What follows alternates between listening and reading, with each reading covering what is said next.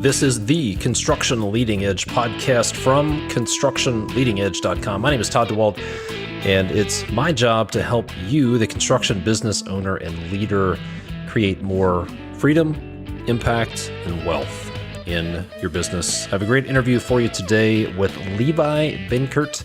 He is the founder and CEO of Harbor Capital.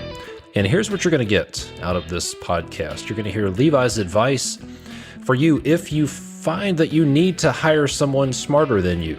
And I'll just give you a spoiler. If you own a construction business, that's you.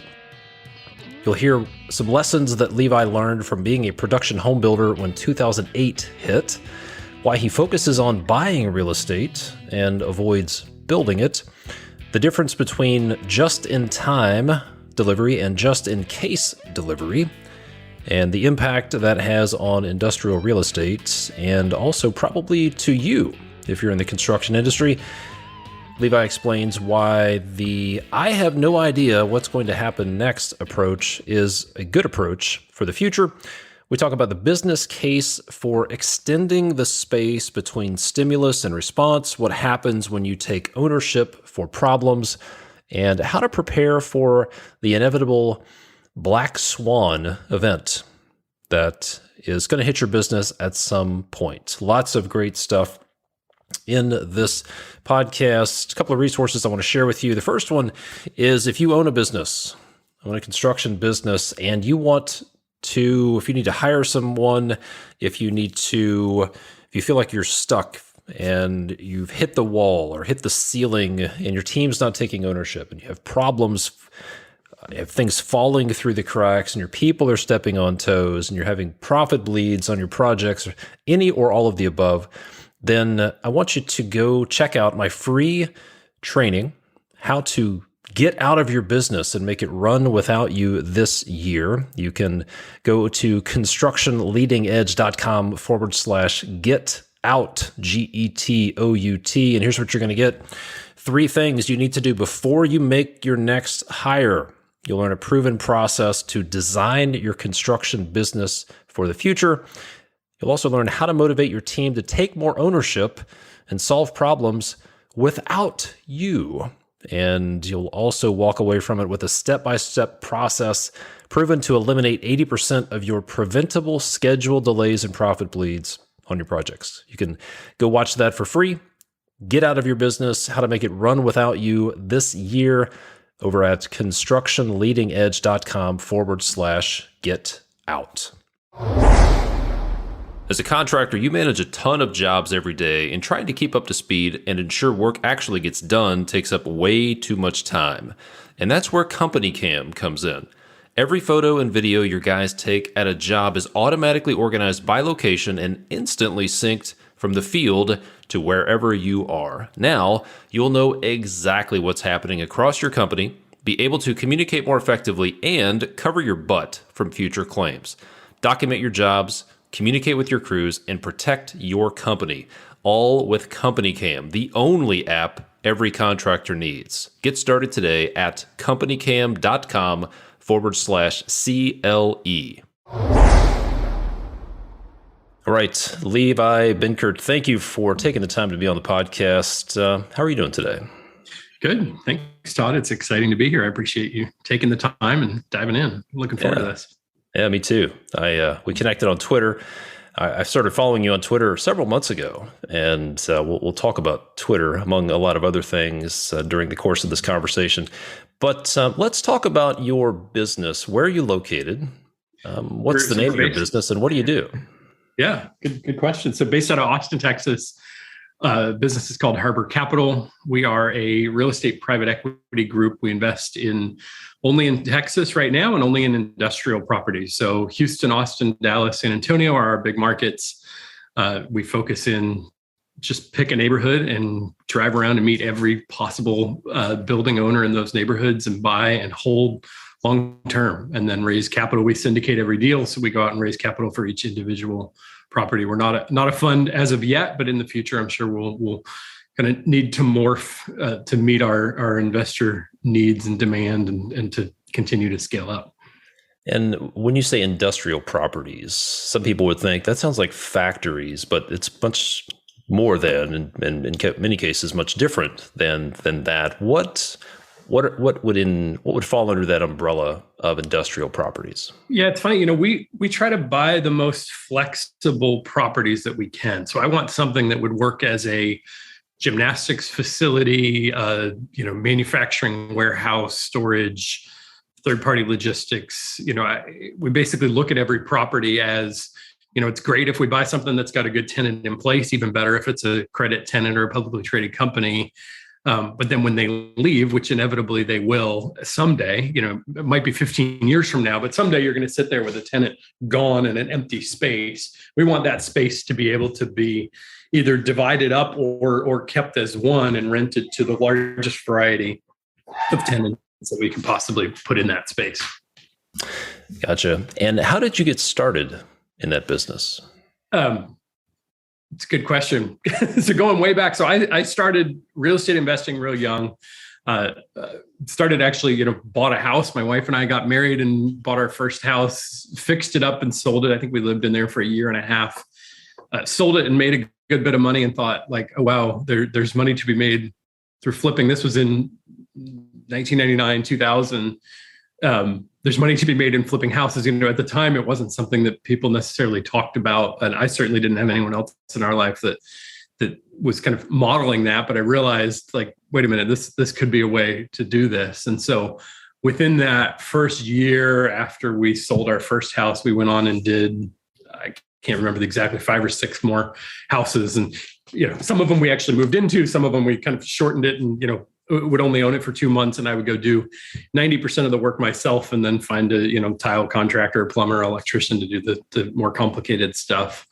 So got into real estate like that, and then went on from there to actually one of the houses that we bought had some extra land, and I went through the process to split it, and it was just an enormous win. I mean, I think we lived in there for 18 months and made $800,000 in profit off of the land, and then actually sold the house after that and realized, wait, there's it's great to go flip a house, but if you could kind of add value by subdividing, upzoning, things like that, you potentially could make a lot more money. And so went on to do that for a number of years, would buy tracts of farmland. This was all in Northern California around the Sacramento area. Would buy tracts of farmland, split it up, rezone it, entitle it, kind of get all the complicated work done without actually going out there and doing any work, and then sell it. So my customers were KB Homes and Lennar and the big builders that were kind of expanding quickly and still are in the area. So we, figured out how to make money that way.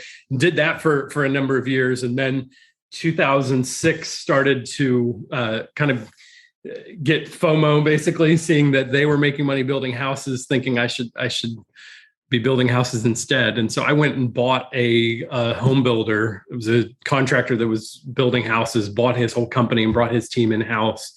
And then we started building houses. And so kind of 2006, 7, we're ramping up, had 400 lots that we were under construction. A lot of them were just entitled and done site work on. And then 2008 hit, and it was extremely painful.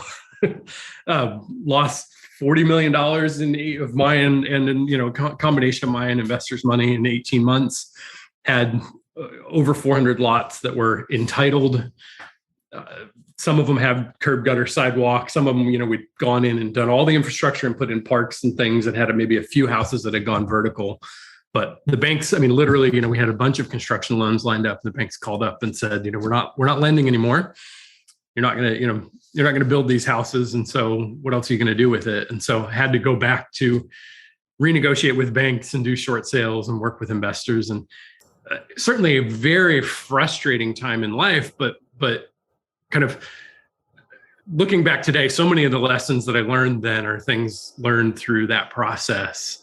Many of them, I'm so thankful. Actually, many of the investors that we worked with at the time are still investors today and ended up being mentors and kind of helping figure out, what does a workaround look like? What is this? I remember one guy in particular, he had about $5 million invested in those deals, and it was a significant loss for him. But and he would call me every day. How you doing? Just checking in. And what are we doing next? How are we gonna get through this? And giving advice. And so, yeah, I mean, I'm kind of giving an extremely long answer. I hope that's okay here, but leading up to Harbor Capital. So that was in 2008. My wife and I actually moved to Ethiopia after that, after we wound the business down and, got it to a point where everything was done.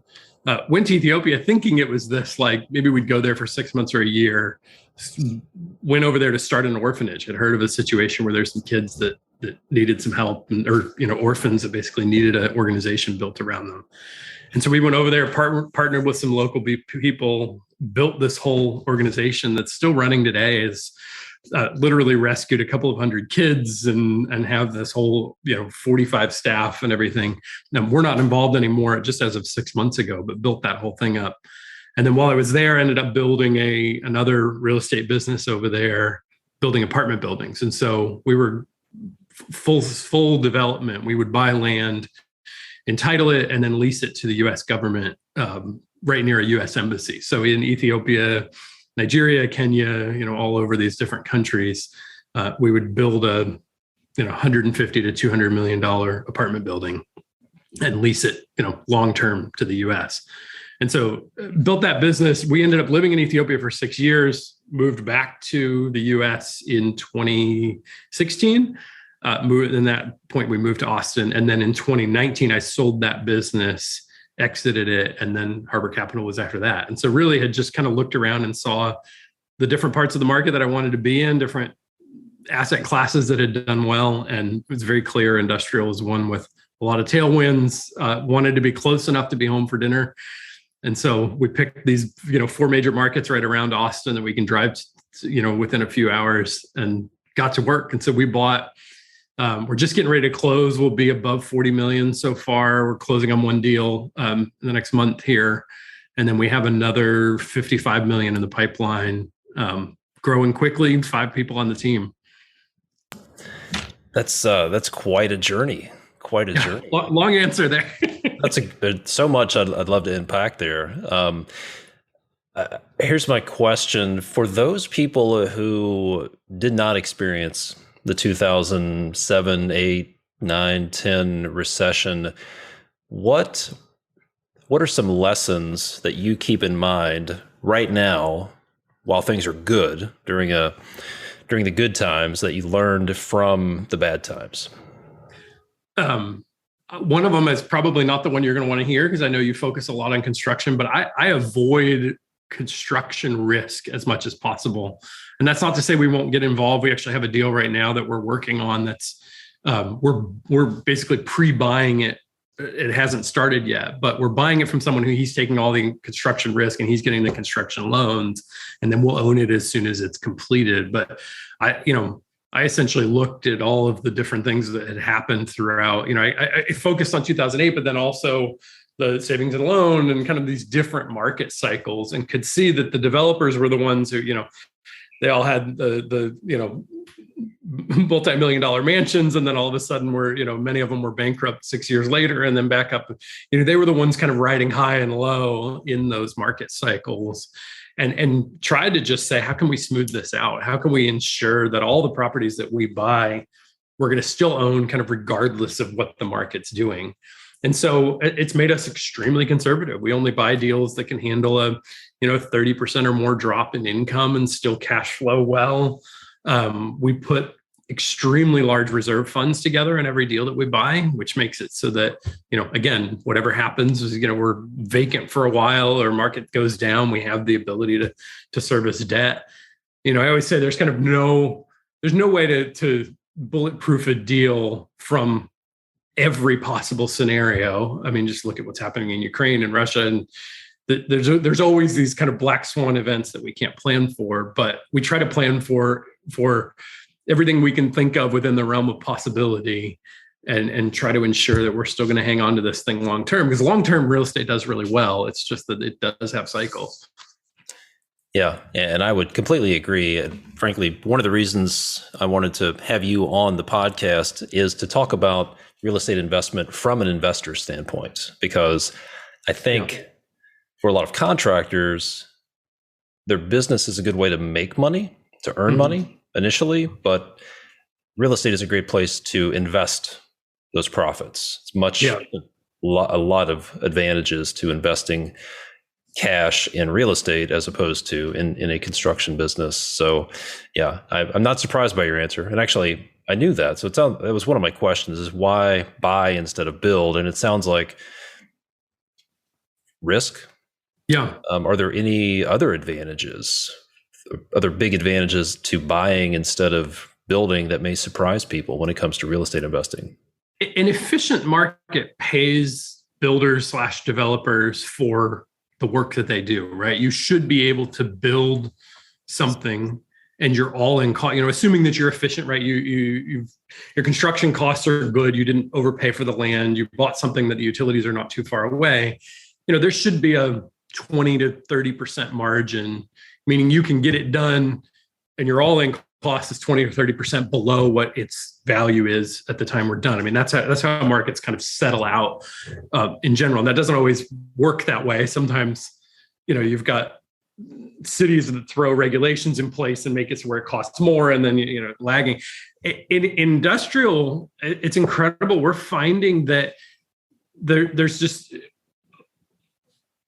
a significant amount of properties that are on the market that we've been able to pick up and buy, that we're able to buy for significantly below replacement cost. And so, for instance, we just bought a 68,000 square foot building. It was built in 2016 by one of the large publicly traded company built it and then ended up closing that division down. And so they sold it off. Well, we paid $84 a foot for that building. And that building on that land in that location right now costs $125 or $130 a foot to build. And so there's this delta that is enormous. And we bought it vacant. So we assume some vacancy risk that we've been since able to sign with a new tenant, and we have a tenant signed up, and things are moving forward. And so we were able to, we actually signed with a government entity as our tenant. And so then, we kind of brought the value up to the top to where that building is now worth more than its cost to construct. But, it's kind of incredible that these deals are sitting there out in the open with that delta involved. And so basically we're faced with a choice. We can go in and build and take all of that risk, construction cost risk, debt risk, plus the same risk that is equal on both sides of finding a tenant. And we just want to skip that risk altogether and go in and buy below market and just handle the tenant risk. And then, put a new tenant in and then refinance and give our investors their money back and cash flow. Makes a lot of sense. So you mentioned there are some tailwinds associated with industrial. What are those tailwinds? What do you mean by that? COVID actually had a major positive effect on industrial, just because a lot of tenants moved from, the old model of just in time to now just in case stock. So just in time works when you have a really efficient supply chain, right? You can get the microchips and products from China and all over the world that you need in your warehouse the day that you need them there, so that you can then, construct or ship on, depending on what type of business you have, your product.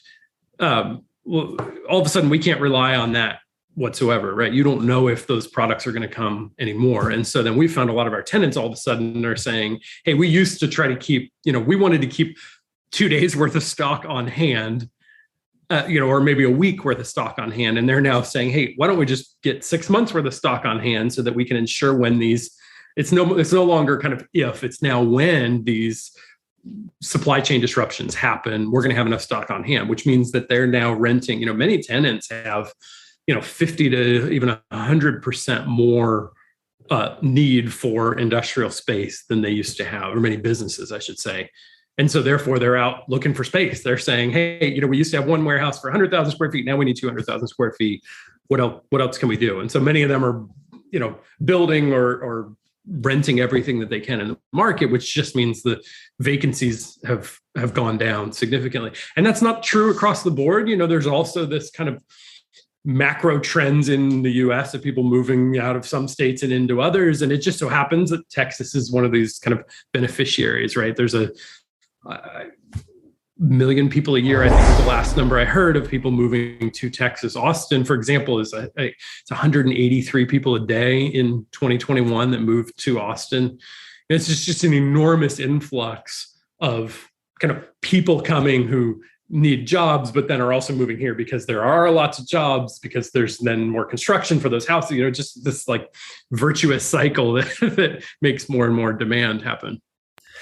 Yeah. So you're a pretty entrepreneurial guy. You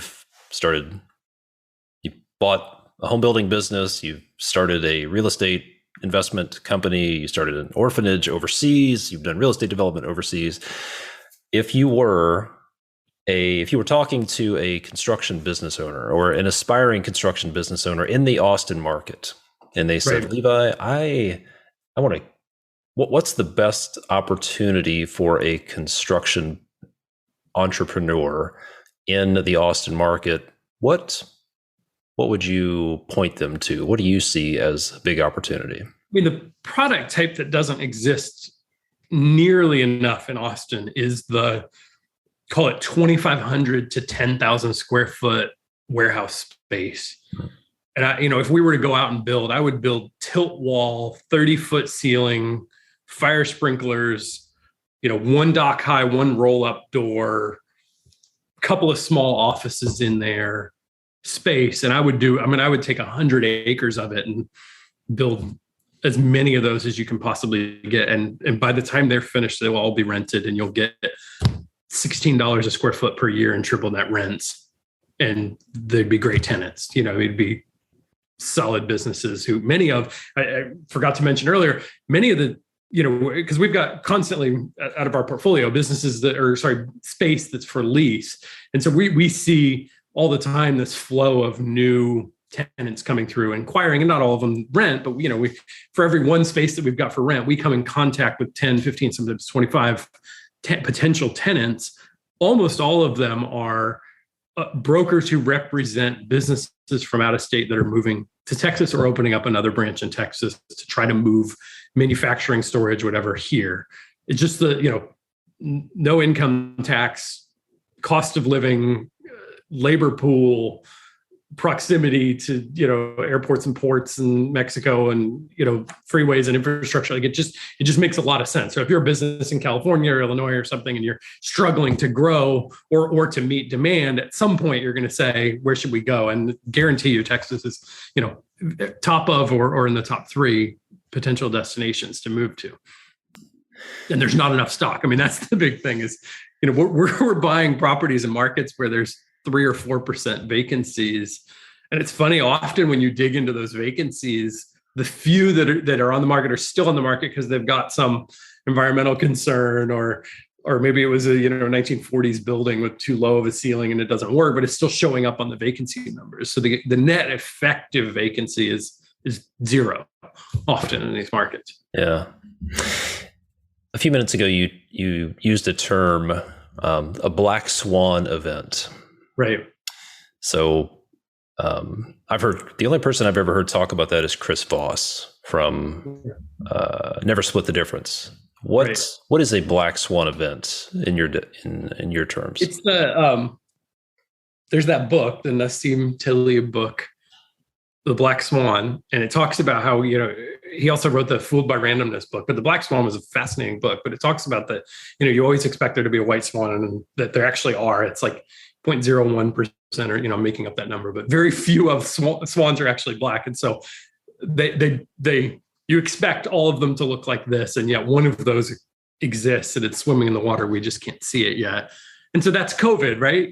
If you sat down with any of us, I mean, even we're in March now, so it's 2 years ago that all this happened. Early March, I remember having conversations because we all knew, we were watching what was going on in China. We knew COVID existed. I remember these conversations that it was like, we're going to have to lock down for a couple of weeks, and that's going to be crazy, and now looking back, it's like, oh no, it wasn't just a couple of weeks. It was, here we are 2 years later, and it's still a major effect on life. We didn't know how to prepare for that. And we didn't know, you look back at articles from early in the pandemic, and no one had any clue what this was. we've essentially just learned to live with it because we now know these facts. But I mean, this was a major business disruption. So was 2008. I mean, there's these things, and people like to like call out the few people who got it right and said that 2008 was coming. The fact of the matter was, in 2007, you could sit down with business owners and real estate guys, and we were all like, it only goes up. This is fantastic. It's going to just keep going and going and going. No one knew what was coming. We loved that countrywide debt. It didn't occur to us that was going to be the cause of this great, massive crisis. Yeah. Speaking of 2008, some people are a little concerned. I work with a lot of builders and remodelers who went through 2008, and they're concerned that the same thing might happen in the next couple of years as what happened back in 2007, 2008. Yep. Do you see any parallels between what's going on now and what happened back then? One of the things that I've really changed 3 years ago in my thinking was I've stopped pretending that I know the future, and have found it to be extremely helpful to just take this position that I actually have no idea what's going to happen next. Instead, I'll focus that energy on preparing for, and it's even like this thinking has started to come through. And I'm like looking through Google News and reading articles and stuff. When I see a title that's like, the experts predict that this and this and this is going to happen, sure, you should look at signs and try to see kind of what's on the near-term horizon and what's changed fundamentally. But nobody knows exactly what's coming next. Instead, if you take that energy and focus it towards being ready for whatever might happen next, and also being just extremely cautious in what you buy and make sure that it's, high demand and good location product that's going to outlast kind of whatever the market might throw at us, I think that's just a much, much better. That said, I mean, there are some major differences between now and 2008. Mortgages are a lot harder to get than they used to be.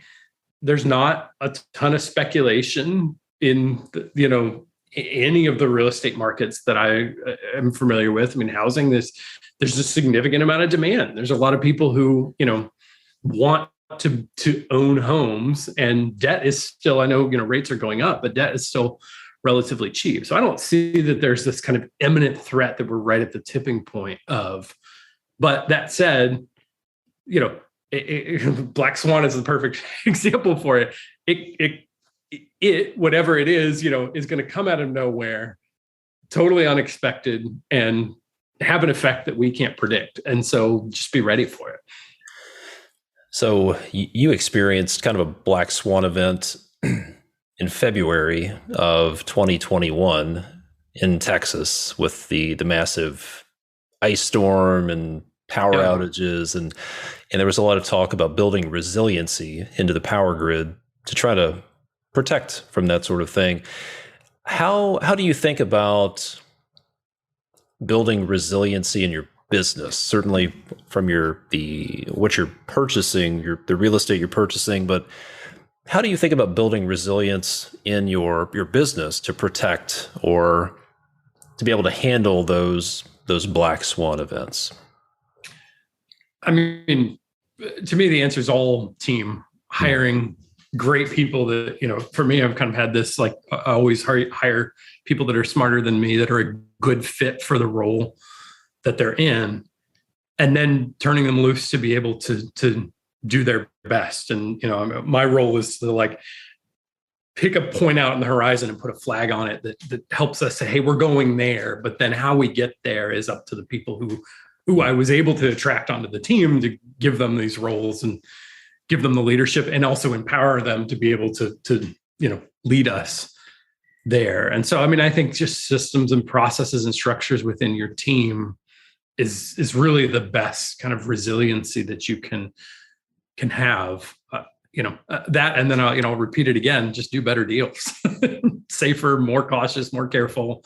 I would much rather give lower returns to our investors and have a massive reserve fund than kind of push it out to the bleeding edge, getting, variable rate debt that's going to expire soon and have no money in the bank and just hope for the best. It doesn't work. Yeah, it's not a very good strategy. I've certainly done that, and Yeah. it's optimism fades after you get beaten up a few times and you go through a few financial crises. Definitely. Mhm. Certainly.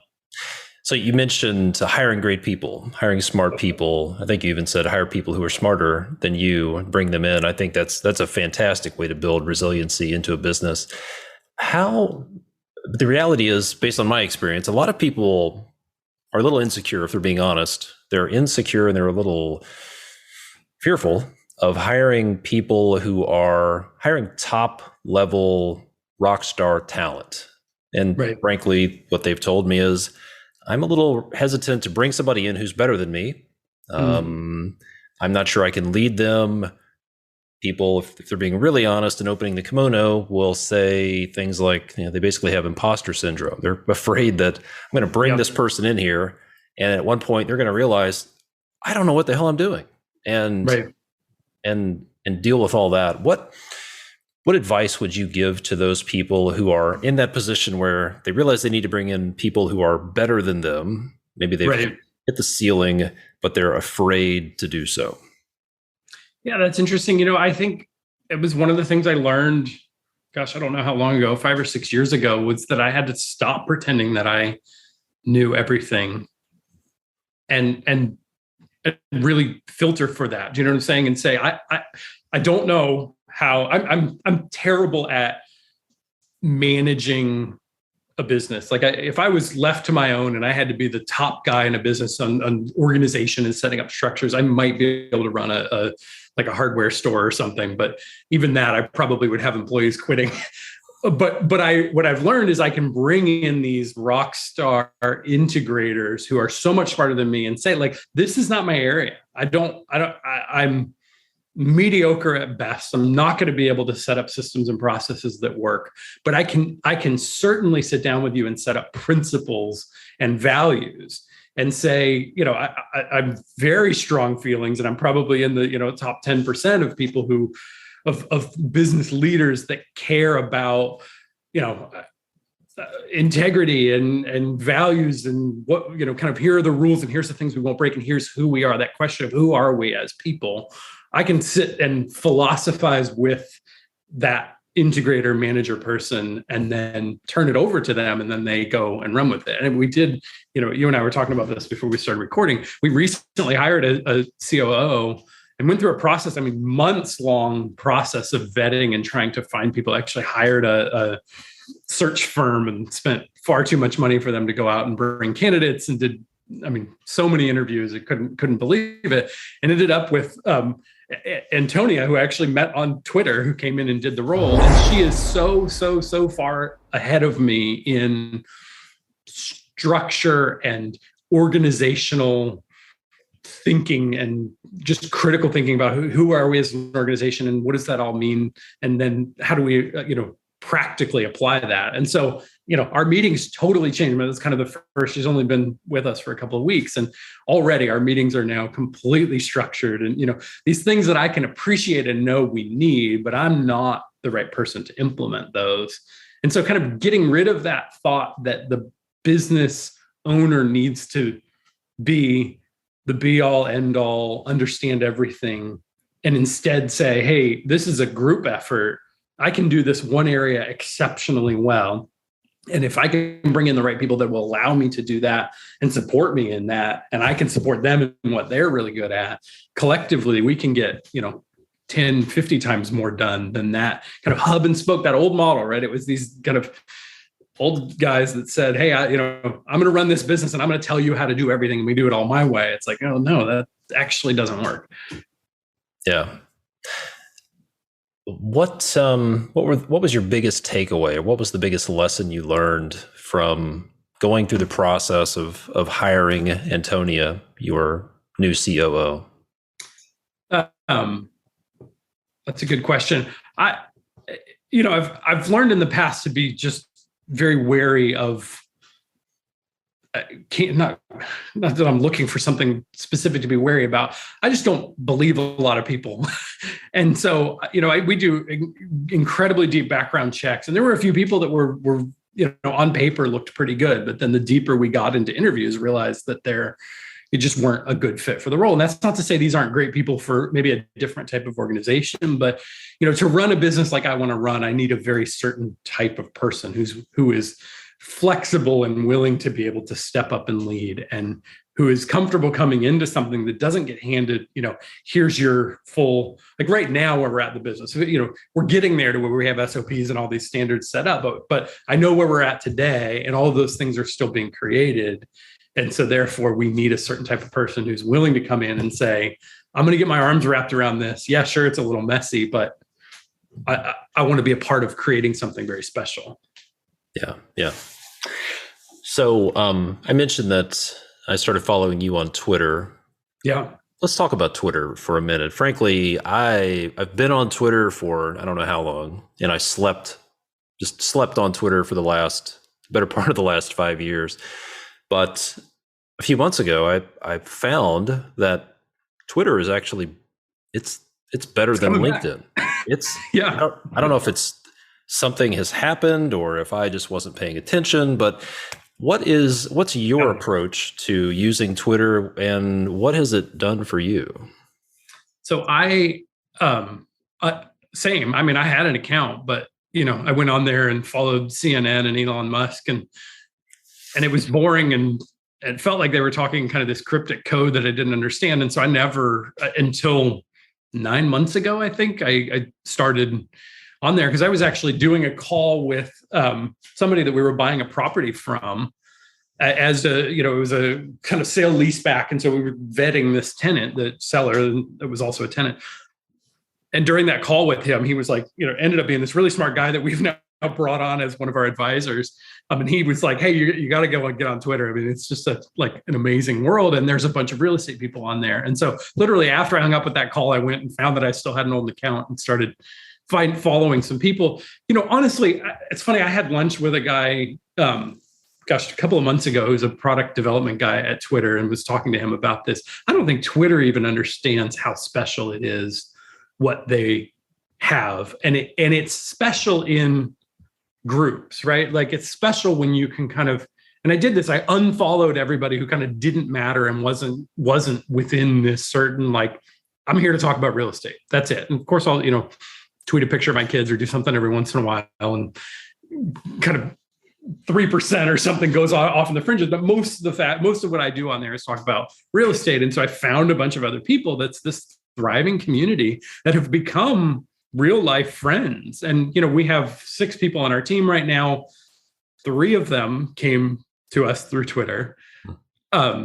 We did, like I said, we've got just getting ready to close on $40 million worth of deals. Almost half of that came through Twitter. Started last year, 9 months ago on Twitter. And I've got, let's say 40 or so LP investors that I've worked with for years. Some of them all the way from who lost money with me back in 2008, have continued to invest throughout the years. And so I've got that kind of solid network that I work with. Well, then got on Twitter and now have more than 1,000 registered LPs. We just this week passed 1,000 LPs who've registered, who are accredited, real investors who are writing checks. And so the last time we went to raise money, we raised over $10 million in 9 minutes. And the vast majority of those were people from Twitter who reached out and said, hey, I want to hear about your deals, and did calls with them, and they got comfortable, and then, wrote checks, signed up. So, I mean, it's a powerful community. So what is I think you have a unique approach to using Twitter. It doesn't come across as salesy at all. It doesn't come across as, it's very unique. What is your approach to, or do you have a strategy to posting on Twitter, or what is your? Twitter's a little bit like, it's funny. You have this community and you get to know, there's Moses Kagan and Chris Powers and Sean Sweeney and Kevin Dahlstrom, and there's this group that I've actually become personal friends with. This, kind of these main people who post. Many of them I've flown out and we've met in different places and got to spend some time together. It's also a little bit like middle school because it kind of takes away your like the layers of defenses that we build up in social situations where, there's a bunch of accounts on there that are anonymous as well. And they'll just say whatever shit pops in their mind. And, it kind of turns into chaos sometimes. As far as whether or not I have a strategy, still developing it. I have a lot of fun coming up with things, and I'm pretty extreme ADD personality. And so I kind of think in those short bursts. So I think, long form writing is a lot harder for me to do than short form like that. And so I'm always just taking notes about different things that I might post. That said, I actually recently, or a week and a half ago, took Twitter off my phone and I'm just using it on my computer, which I have found as I produce higher quality content. I kind of take away that ability for me to just sit down and put something together, because I've said some really stupid things that sometimes I'll just go back and delete it because I'm like, wow, that was dumb.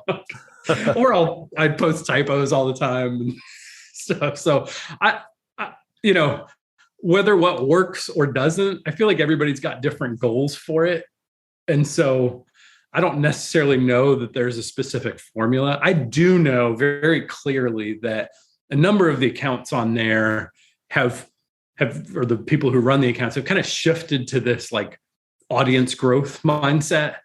It's like you get to 10, 15, 20, 25,000, and all of a sudden you're like, you know what, like I'm going to do this. And then you can start to produce content that's a little bit more for the masses. And then you start to, that snowball starts going, and great, you'll get to 200,000, 300,000, 400,000 followers. But a lot of times they're kind of giving up the soul of what it is that they're doing. And so for me, I say this, easier said than done. I do not care how many followers I have.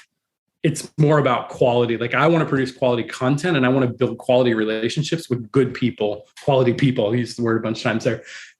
That's far more important to me than getting that number up and trying to just get a ton of followers. And I mean, the amount of value that I get out of that account and out of that app is enormous. I mean, like I said, investors, deals, learning as well. I mean, I go on there and just post questions like, hey, we're structuring a new deal. What should our fee be? What, is this kind of, where's the line? And that feedback really does inform who we are as a company. We've just started implementing the EOS, the Entrepreneurial Operating System. We heard about that through somebody on Twitter. And, we've switched over to Juniper Square, which is the new, it's kind of the best in class software for investor management. And that, really was a direct result of just learning about it from people on Twitter who said, yeah, it's incredibly expensive, but worth it, worth the money, spend the money on it. And so we're always, just on there participating. And the whole team is as well. It's fun. You can kind of see, basically everybody in our team is on there. Yeah, I personally have learned more from Twitter in the last 6 or 9 months than I've been pretty active on LinkedIn for years. And yeah, I've learned. And I haven't logged into LinkedIn in a long time. Yeah. I should, because my bio is probably really outdated. But yeah, I've never gotten any value off of that network. Yeah, and I think maybe I saw some reference when I reached out to you about being on the podcast. Somebody saw where you delivered mattresses. There was something about your LinkedIn book bio about delivering mattresses 15 or 20 years ago. So yeah, it might be time to update that. Yeah. So speaking of, that was my first job when I was 16. I delivered mattresses. I probably put that on LinkedIn just as a joke. Well, I did promise not to ask about that, so we'll skip over that part of the career. One thing you posted on LinkedIn recently that I thought was interesting, you said, I've never met anyone successful who skipped the part where they had to form habits of doing hard things other people didn't want to do. Mm. What are some of those hard things that successful people should consider forming habits around? I'll say one that's top of mind is running an efficient, good meeting is not easy. Mm. Right? Getting your team together and tracking, goal setting. We said we were going to do this and we're missing our target. What do we need to do? And keeping track of kind of the balls that are dropped and why they're dropped, and keeping accountability. It's just much easier to show up every day and shoot the shit with the team and celebrate the wins and think that all the losses are somebody else's fault. And it's much, much harder to say, who's responsible? Hey, we said we were going to get this done by Tuesday. It's now Wednesday. Who was responsible for this? And what are you going to do to fix this?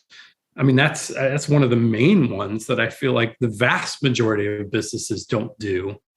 And you think it's kind of like, we're in the right market and I'm a smart human and I'm running a great business. And so therefore I should be successful, which that works, great. The last 10 years in the real estate market have been fantastic, which means, and what's happened is a bunch of really crappy operators who do not know what they're doing have delivered excellent returns to their investors and look brilliant. But the market's not going to stay like this. And, it's like the Warren Buffett quote, when the tide goes out, you see who isn't wearing a swimsuit, that is what I feel like is those kind of taking these, fat years where things are doing really well and building out systems and processes during this time so that you have accountability and you have all these kind of hard things as habits. And when they're habits, it makes them easier and you've got good systems in place and do them, and then you're going to be okay. Yeah, I found that there's never a good time to create habits when you're in desperate mode, survival mode. You're just trying to make payroll. You say, that shit doesn't matter. We're just trying to survive. We're just trying to get through the next 2 weeks. We don't even need to worry about 2 months. And then when you're really busy, things are good. That same part of the brain says, why should we bother? Everything's great. Let's just, right. Obviously we're doing great. So we don't need that stuff. So there's never a good time. You're either too busy, you're not going to survive. So doing the hard things that are important but not urgent is very, it's a great habit. And I completely agree that while we're in these good times and you don't really need to build systems and strengthen your team, now is exactly the right time to do that. Yeah. I mean, the other one, I think the kind of hard thing that most people pass up is I've found that all of us could use some help performance-wise or even like therapy to help us figure out what are obstacles that are in our life that are stopping us from growing or making it feel like, I should do X, but I'm going to do Y because X seems too hard for me right now. Doing that personal work is incredibly challenging, but not just rewarding, it pays dividends for years to come. And I feel like that's one of the things that many people just won't do, it's like you hold yourself back.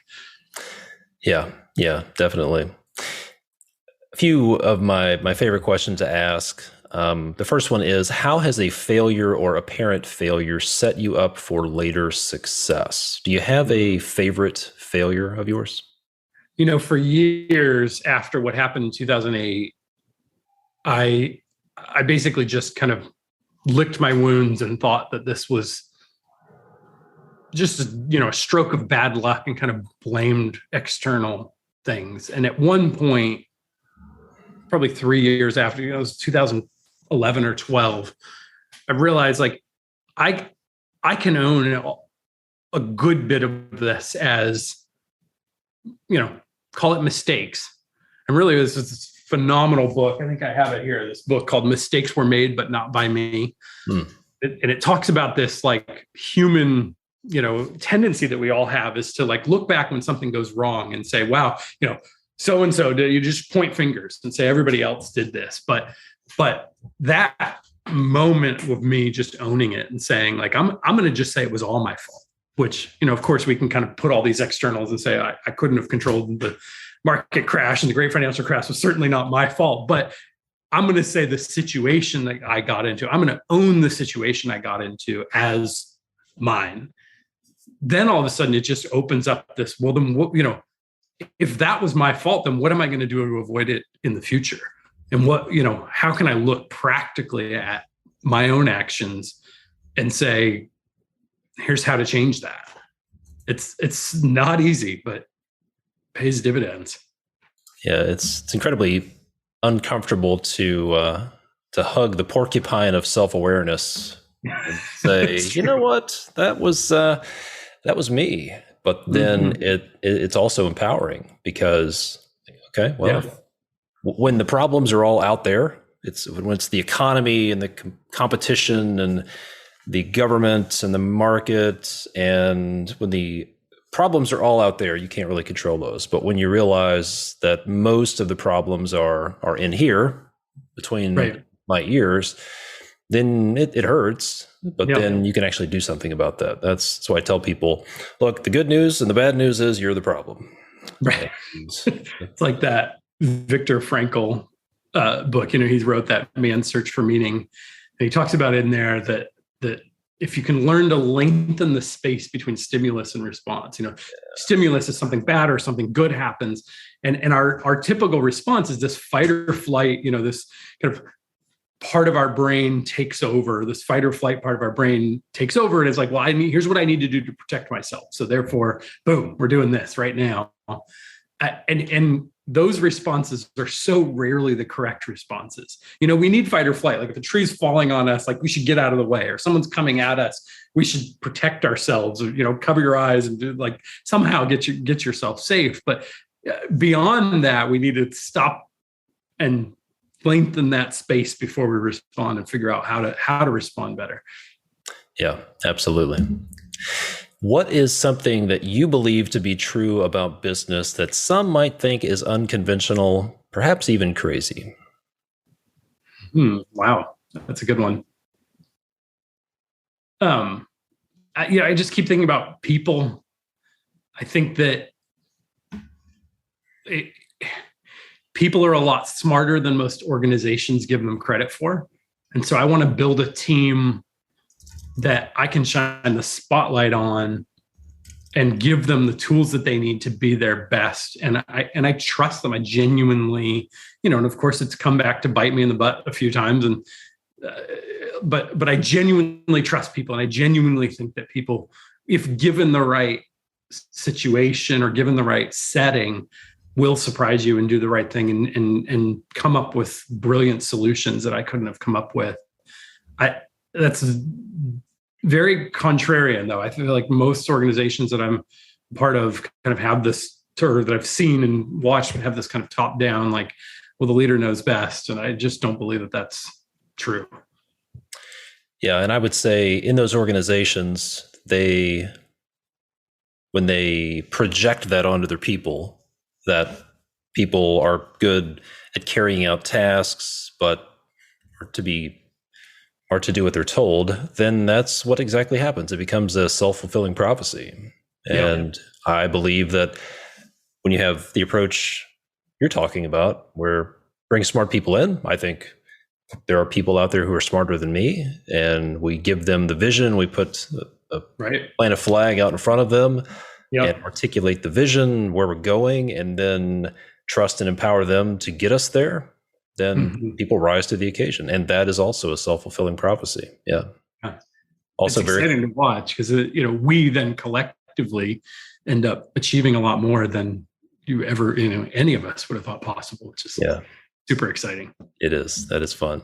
Well, this has been fantastic. I want to be a good steward of your time. If people want to follow you or connect with you, clearly LinkedIn may not be the best place to do that. No, it's like Twitter's a good spot, but Twitter's a good spot.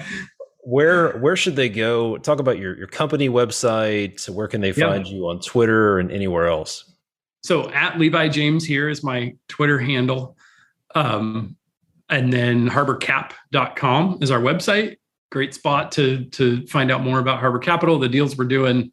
Our pipeline is bigger than it's ever been. And so we're excited to continue to grow our network of partner investors who are working with us. So you can see our portfolio on there and actually sign up right there and start to get our deal flow. And we send out, it's not really a newsletter. It's more just an update of things that are going on every month or so. So excited to just meet more interesting people. Very cool. Very cool. Well, I'll be sure to have those links in the show notes. Levi, it's been a pleasure, man. Thanks so much for doing this. Yeah, thank you. Remember, with Company Cam, there's no more second guessing about what's getting done or pestering your crews to send you pictures. Every photo and video your guys take at a job is automatically organized by location and instantly synced from the field to wherever you are. Now you'll know exactly what's happening across your company. Get started today at companycam.com/CLE.